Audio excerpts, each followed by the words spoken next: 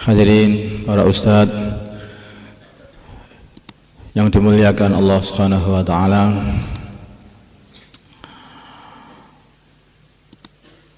Allah Subhanahu wa taala telah banyak memberi kita ini satu kenikmatan.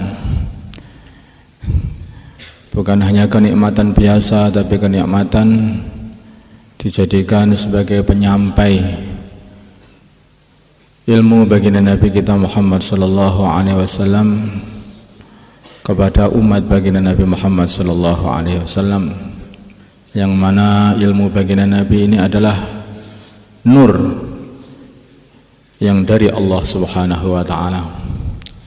Seperti halnya telah dikatakan oleh Sayyidina Waqi' ibn Jarrah, beliau mengatakan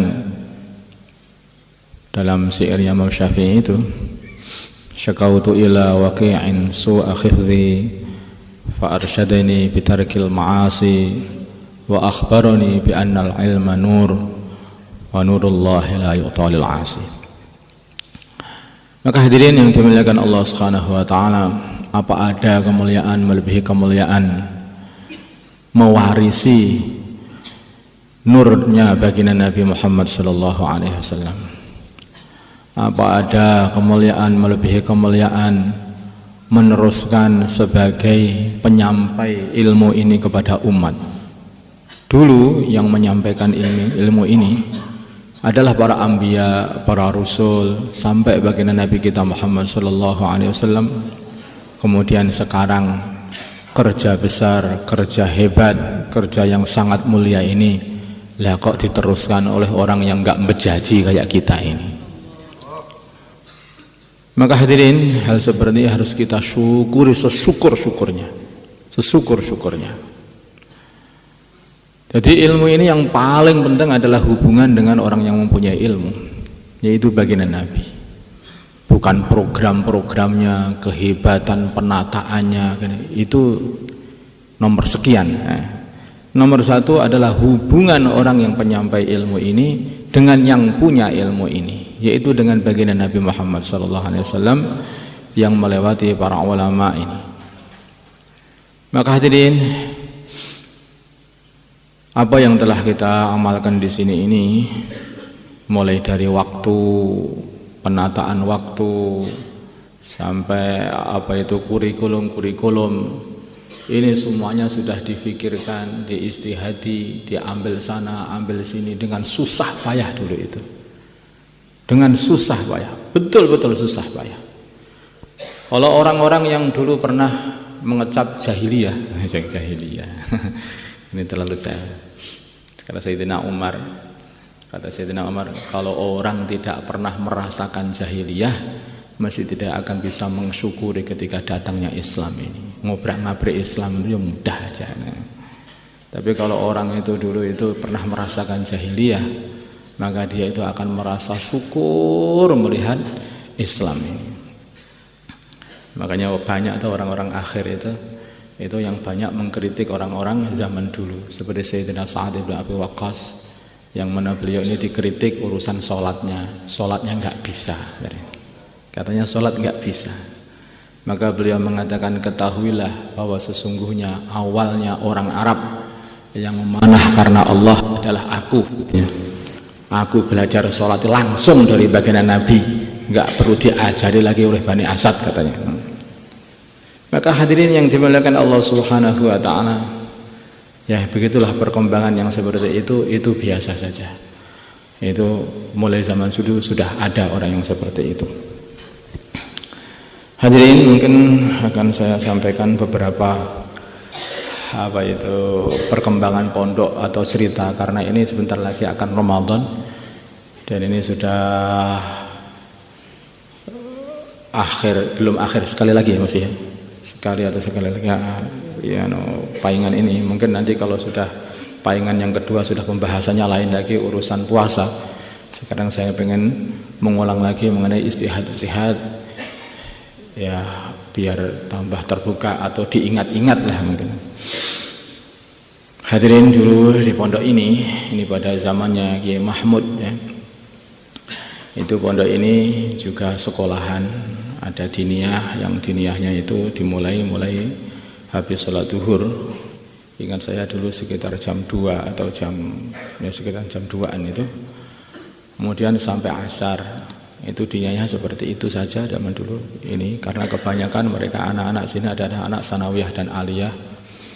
Kemudian di sini juga mendirikan fakultas dulu juga mendirikan fakultas tarbiyah dulu itu. Di antara gurunya, dosennya itu Bupati Soleh itu ini. Saya juga ketemu Bupati Soleh itu, Pak Soleh itu. Dia bercerita, saya dulu yang ngajar di sini itu saya dulu pernah ngajar. Loh gitu Pak? Iya, kalau belajar atau mereka ini zamannya Mahmud. Oh, banyak sampai dulu juga datangkan apa itu guru bahasa Inggris, orang Kanada juga. Jadi maka hadirin yang dimuliakan, dari perkembangan setelahnya itu, masya Allah, ya jadi seperti ini. Jadi pernah ada PGA itu 6 tahun. PGA selama 6 tahun itu setiap kelasnya saja zaman semono itu belum banyak orang, sekarang sudah banyak orang. Itu zaman semono aja itu kelasnya sampai F, A, B, C, D, E, F. Nanti kelas 1 itu sudah sampai 6 kelas itu. Kelas-kelas itu sampai 6 kelas, sampai F pada zaman itu. Dan itu yang datang, yang ngaji ke sini ini di PGA. PGA itu adalah pendidikan guru agama. Sekarang masih ada apa enggak tahu itu sekolah seperti itu. Dulu sudah hilang. Jadi dulu ada sekolahan pendidikan guru agama.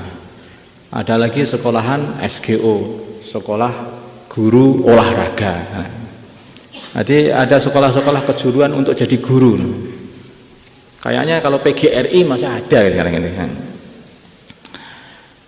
Jadi di sini itu PGA di sini ini, terus akhirnya PGA itu jadi negeri, PGAN di sini ini 6 tahun, kemudian PGA-nya dipindah ke Madiun sana.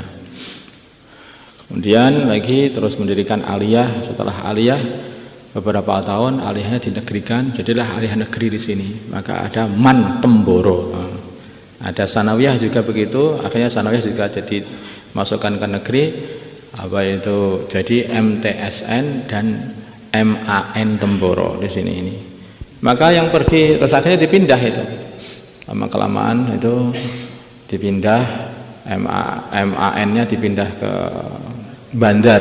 Maka desanya Bandar itu juga Man Temboro juga dulu namanya. Di sana juga sanawiyah di Mbaluk itu ya sanawiyah Temboro. Namanya sanawiyah Temboro, tapi tempatnya di Mbaluk sana. Jadi sebelah sana. Karena dulu daftarnya Temboro gitu maksudnya.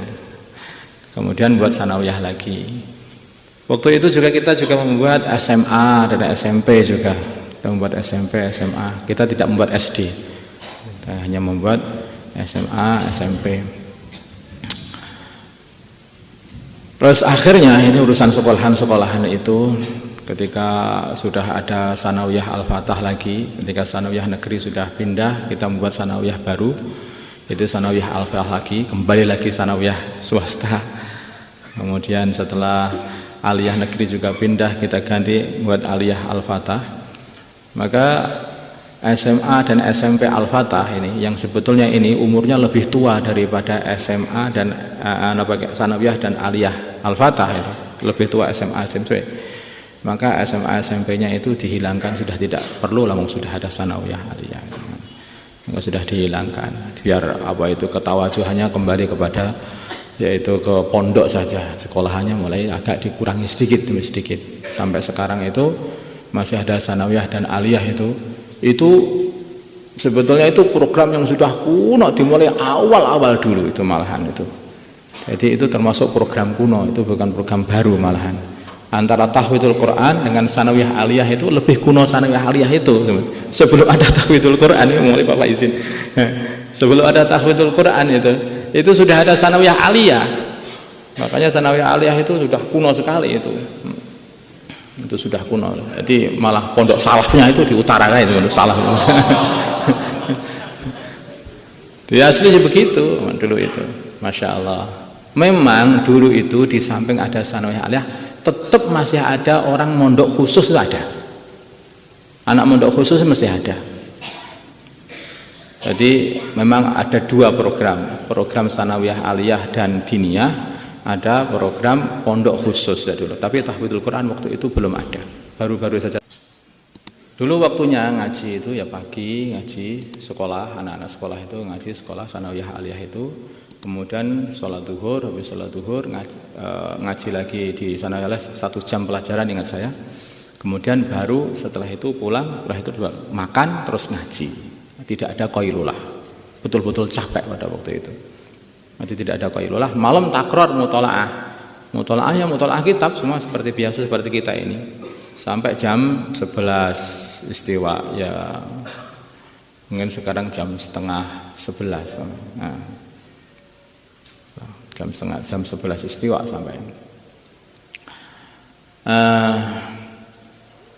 Kemudian pernah oleh Kiai Uzair itu pengen cari waktu setelah sepeninggalnya Kiai Mahmud. Maka Kiai Uzair pengen cari waktu yang paling enak itu bagaimana. Kelihatannya kurang enak karena pengen menggabungkan antara diniyah dan formal ini bagaimana bisa enak gitu dibuat itu. Maka akhirnya dibuat pernah yaitu 3 hari formal, 3 hari ngaji. 3 hari formal, 3 hari ngaji. Dibuat seperti itu. Lama ini kurang enak ini. Dibuat sehari formal, sehari ngaji, sehari formal, dibuat seperti itu. Juga belum pas juga. Wes pokoknya dicampur formal dan dicampur formal sama ini itu juga kurang pas lagi. Akhirnya kita usaha pada semuanya. Akhirnya ketemu ternyata ya waktu yang paling munasib. Kemudian saya tawarkan waktu saya pulang dari Lucknow, saya tawarkan begini saja. Ini memang bagaimana kalau kita ini ada 2 waktu yang dipakai ulama-ulama India. Kita sudah mengenal India pada waktu itu. Ada 2 waktu ini, seperti waktu yang dibuat oleh Lucknow, yaitu para ulama Nahdlatul Ulama, dan sama Diuban. Bagaimana itu? Maka saya ceritakan, kalau di Lucknow itu ngaji mulai pagi itu sampai diselesaikan zuhur, sampai zuhurnya diakhirkan sampainya. Zuhurnya diakhirkan, bukan pas zuhur masuk lagi enggak ada. Zuhurnya diakhirkan. Sampai zuhur. Habis itu terus istirahat sampai asar, habis maghrib itu baru mutolaah lagi. Atau kita pakai waktu dibandi, yaitu pagi ngaji sampai kira-kira jam setengah 10 istirahat, kemudian ngaji lagi habis zuhur sampai asar, nah terus. Makanya kita istikharah kemudian. Dan ini program 2, sistem program ini sudah berumur ratusan tahun begitu. Itu umur program ini waktu ini sudah ratusan tahun. Di India sudah dijalankan mulai sampai sekarang itu sudah 500 tahun. Itu. Dan istiqomah seperti itu dan telah mengeluarkan ulama-ulama yang banyak sekali. Dan ini dipakai di India, di Pakistan, di Bangladesh, dan di mana-mana yang mereka kiblatnya ke Diuban sudah sama seperti ini. Maka akhirnya kita sepakat waktu itu musyawarah itu udah ini diikutkan ini saja. Kayaknya yang paling tua pondok di sana itu juga Diuban, maka ikut Diuban itu agak lebih khusyuk katanya. Agak lebih khusyuk. Makanya diikutkan dengan waktu Diuban. Ya ternyata waktu Diuban itu yang mirip dengan waktu zamannya Kiai Mahmud. Hanya saja dulu itu formal gitu, tapi ini waktu diniyah dibuat seperti itu. Ya dibuatlah seperti itu. Nah, maka waktu ini sudah dibuat oleh ulama sebelumnya dan kita hanya ngikuti saja. Ini kelihatannya kok lebih enak. Jadi orang itu bermadhab itu lebih enak daripada istihad sendiri ternyata. Nanti jadi salafi. Atau MTA. Ya. Makanya susah ketika kita hanya ikut rel yang sudah ada sampai sudah nyaman akhirnya.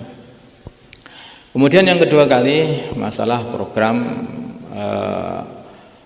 Sabak Sabki Mangzil. Program Sabak Sabki Mangzil ini umurnya itu ya umurnya Pondok Diuban itu. Itu umurnya Pondok Diuban itu. Jadi ini sudah lama sekali. Ini di mana-mana dipakai, di Pakistan, di India, di Bangladesh, dan di Burma, di sekitar situ semua pakai seperti ini, termasuk di Thailand, di Malaysia itu. Hanya Kalau di Indonesia ini memang punya sistem sendiri, nggak tahu tuh. Sampai di Mekah pun juga pakai sabak-sabki manzil seperti itu. Nah, ternyata ini yo cocok semuanya. Di golongannya orang gede-gede kayak Pakistan, ternyata ya cocok. Di golongannya orang kecil-kecil itu kayak di negeri Melayu itu dengan ya cocok juga. Nah, dipakai yang orang yang brewok-brewok mungkin jadi Arab ternyata ya cocok juga. Jadi ini program ini cocok untuk semuanya. Buktinya dakwahnya orang India di sini juga cocok. Tabligh itu ya, itu juga cocok juga. Jadi alhamdulillah kemudian jadi awal-awalnya program di sini ini memang tidak ada sabki dan manzil. Kemudian sedikit demi sedikit kita buat sabki dan manzil itu kita buat. Hanya kita membuat satu cara lagi, yaitu kita buat kelas-kelas itu. Kita buat kelas-kelas. Kenapa kita buat kelas-kelas itu? Ini ada ceritanya. Itu ada ceritanya di kelas-kelas itu. Dulu itu ya setelah musyawarah itu, jadi ketika guru itu satu, sebenarnya saya senang seperti itu. Ketika guru itu satu terus sampai khatam itu ada semacam kefanatikan dan ngelokne tempatnya orang lain begitu loh. Kalau tempatku itu lancar semua, itu tempatmu nggak lancar. Jadi akhirnya nggak saling merasa ini kepunyaan. Ini santri kan kepunyaan semuanya kan. Semua guru harus merasakan ini santri dia, tidak boleh saling ngelok nih. Kita setelah itulah maka dibuat ini bagian, semua guru bagian untuk mendidik santri-santri semuanya. Dengan begitu tidak ada kefanatikan yang berlebihan. Memang seperti ini ada sedikit kekurangan memang. Dulu itu juga saya ceritakan itu di waktu saya mondok di Binuri Town, maka ada guru itu saking fanatiknya sama muridnya itu berantem geyebukan itu sendiri. Pas di depan masjid ini, pas depan masjid itu. Kenapa ya gebuk-gebukan lagi? Ya apa bos ini? Muridnya guru yang satu itu dipukul sama gurunya. Jadi begini, ketika gurunya itu kencing, ya, muridnya itu ruame enggak karuan di dekat halakah guru. Maka guru itu marah-marah. Murid-murid itu dipukuli sama guru yang terganggu sama di kelas yang kosong itu ketika tinggal kencing itu. Begitu selesai, gurunya tahu kenapa muridku kamu pukul. Nah, repot ini, berantem digebuk-gebukan akhirnya gurunya berdua itu. Pas di depan masjid itu sana. Nah, karena tidak merasa memiliki, padahal itu satu madrasah di Pinuriton, pas itu bukan di cabangnya itu. Pas di Pinuriton, pas di depan masjid Pinuriton, kenal muridnya. Yang di pinggir-pinggir itu. Nah, itu. Nah, ternyata setelah kita buat seperti ini, alhamdulillah ya datang satu kebaikan juga. Hanya saja semuanya harus kita pikirkan bagaimana tambah baik. Nah, urusan tahfidul Quran ini, kenapa tahfidul Quran di sini ini tidak sama dengan di India atau di Pakistan, yaitu khusus tahfidul Quran kok ya dikasih diniyah. Hal ini adalah sangat dibanggakan oleh Kiai Uzairon dulu itu. Beliau itu merasa bahwa pendidikan yang seperti ini pendidikan yang paling mirip dengan pendidikannya para sahabat. Jadi para sahabat itu di samping mereka itu dididik untuk menghafal Al-Quran, mereka juga dididik untuk memahami Al-Quran. Itu seperti itu. Makanya paling yang dibanggakan seperti ini. Dan ternyata hal seperti ini juga sangat disukai oleh wali-wali santri juga. Begitu anak itu hanya mondok kira-kira itu 6 tahun begitu saja, dulu 6 tahun pulang begitu saja, Al-Qur'annya sudah khatam dan pendidikan diniyahnya sudah khatam. Coba kalau sampai disendirikan, nanti 6 tahun untuk Al-Qur'an, 6 tahun lagi untuk diniyah, berarti membutuhkan waktu 12 tahun. Itu baru kelas 6. Tetapi kalau 6 tahun ya Al-Qur'an ya apa itu diniyah, maka dengan 6 tahun sudah motong berapa? Separuh daripada waktu dia untuk belajar sudah dipotong. Lagi pula ketika mereka itu sudah hafal Al-Quran, mereka juga paham isinya Al-Quran. Begitu mereka itu memahami isi Al-Quran, menghafal Al-Qurannya pun juga lebih mudah karena tahu artinya. Demikian juga mereka tidak khilaf dengan Al-Quran. Makanya hal seperti ini perlu disyukuri. Dan ini sudah mulai banyak pondok-pondok lain ini pengen menirukan, yaitu program tahfidul Quran dengan diniyah yang seperti ini. Sudah banyak orang survei pengen menirukan program-program ini. Maka ini perlu disyukuri. Tetapi bagi anak-anak yang umurnya itu belum masuk ke umur kelas 1, yaitu kelas umur 12 tahun ke bawah, kami tetap menyediakan program khusus Al-Quran. Kalau anak ini masuk di sini mungkin 9 tahun, berapa? 9, 10, 11, 12, maka selama 4 tahun atau 3 tahun ini dia itu masih masuk di kelas khusus, yaitu untuk menghafal Al-Quran secara khusus. Itu saja. Mungkin ada penambahan-penambahan, menghafal at-tasrifan, doa-doa, dan juga menulis dan sebagainya. Tambahannya, ya itu. Ada tambahan-tambahan itu untuk persiapan nanti kalau masuk kelas 1. Kemudian juga kami juga program khusus Al-Quran juga ada lagi, yaitu setelah mereka sudah daurah, selesai daurah, ternyata pikirannya sudah mulai pengen nambah masa. Kalau dalam dakwah itu ada tambah masa, itu sekarang dalam apa itu pendidikan juga ada tambah masa. Yaitu kami telah buat juga, yaitu kelas untuk tahfidul Quran khusus. Siapa yang ngajar? Faiz ini? Pak Faiz ini. Itu khusus. Karena apa? Mereka ini sudah bisa kitabnya, dia menghafal akan lebih mudah karena sudah paham artinya. Sudah paham artinya, dan mereka tidak dikhawatirkan nanti dia mengamalkan perkara yang dilarang oleh Al-Quran. Sehingga mempelajari Al-Quran sudah sepantasnya untuk khusus untuk Al-Quran. Anak-anak seperti ini. Kemudian lagi yaitu program, ada istighosah ya. Karena ini namanya program istighosah itu juga program termasuk paling lama di Al-Fatah. Mulai ada pondok ini atau enggak tahu sebelum saya lahir itu sudah ada istighosah. Sudah ada istighosah. Dulu diantaranya ya yang mimpin ya Pak Mat, Pak Junet, Pak Wan, itu zaman dulu awal-awal dulu sebelum kita lahir itu sudah ada istighosah di sini itu. Maka istighosah itu satu perkara yang sudah lama, jangan dibuat mainan. Memang kadang-kadang kalau orang itu nggak ngerti ceritanya dan kemakbulannya istighosah, semua ini yang ada ini bagian daripada hasil istighosah. Jangan dibuat main-main. Hadirin yang dimuliakan Allah Subhanahu wa taala.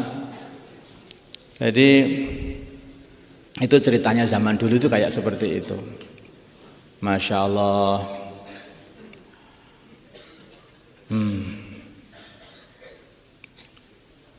Di antara juga dulu ya Uzairan tuh pernah pengen, yaitu ada pondok-pondok kecil-kecil itu kelas-kelas jauh dan diecer-ecer seperti ini. Pernah punya cita-cita seperti itu. Alhamdulillah sekarang ini juga kelihatannya juga nampak mau jadi kenyataan ya, mau jadi kenyataan. Insyaallah asal kita ini sungguh-sungguh. Yang penting itu kita khidmat guru kita itu loh, maksudnya gitu aja. Yang penting kita amalan ini khidmat guru kita. Nanti insyaallah akan dibantu oleh Allah Subhanahu wa taala. Dulu guru kita itu punya cita-cita apa, maka itu kita laksanakan gitu. Namanya santri itu kan begitu. Santri itu hanya pengen meneruskan cita-cita gurunya. Lah cita-cita guru itu ya cita-cita gurunya lagi, cita guru-gurunya lagi. Lah itu semua adalah kepinginan baginda Nabi Muhammad SAW. Begitu intinya. Kita ini pengen bagaimana semua yang